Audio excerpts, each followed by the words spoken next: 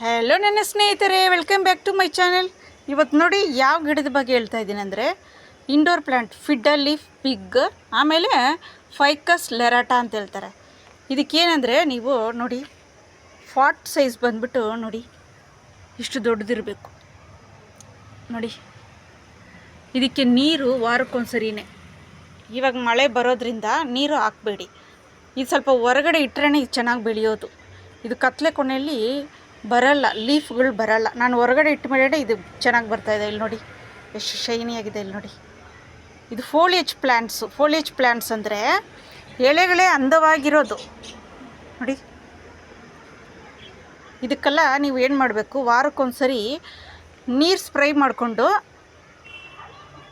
ಎಲೆಗಳನ್ನ ಒರೆಸ್ಕೊಬೇಕು ನೋಡಿ.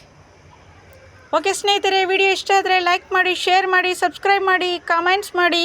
ಬಾಯ್ ಸ್ನೇಹಿತರೆ.